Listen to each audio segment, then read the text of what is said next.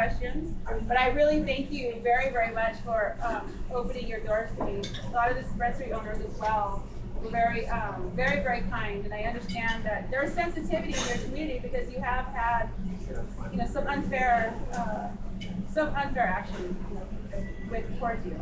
So I appreciate your willingness for me to come in and learn as a newcomer. And I look forward to being able to work with you in the city and making sure that the dispensaries are protected. So we have a voice whether it's federal government or whether it's my neighbors, that we have an understanding. And I think, when you come from the perspective of the prison rates and the job and the income and the revenue that the city will be able to come from that, it's going to be very difficult to say no. You just have to be able to share a different perspective and have a voice that can bring that across them and have a better understanding. So, and yet it is very important that Steve's seat is filled with someone that's going to be able to make sure that your needs are very through. So I thank you. But I'll leave the floor open if you have any specific questions for me. One of the biggest problems that we continue to have, even though we're working well with our city council, we love each other now, we have a relationship where we talk, we laugh, which wasn't that way when I first came on board, and there was nothing really going on at all, except people screaming at each other. But we've really come to the point to where they're understanding us and we're understanding them. Yes. Okay, working with them, one of the main issues since the first day I came here was there is no public transportation where for people who use dispensaries, number one. There is, when there is kind of public transportation, they're stuck with huge hills, mountains just about to get into places where they've been pushed into industrial areas.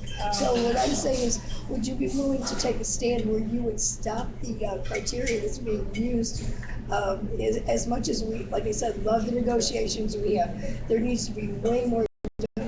We're not doing anything now. Oh, and that was one of the things also that was brought up with Kimberly. And I asked her with her needs, and just being able to do a delivery system as well. I think there's a compromise that can definitely be made there. I think it's important to be able to have easy access to your prescriptions. So I definitely think that's important. But a big part of that also, I think, being able to allow you to do deliveries as well.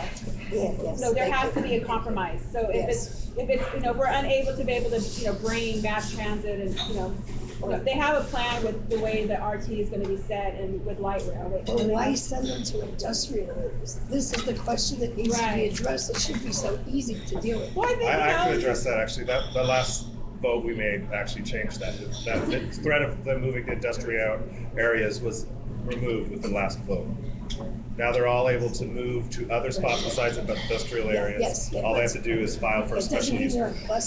Which is We fought hard for that, and that's not an issue anymore. No, it is, because it has to take a major.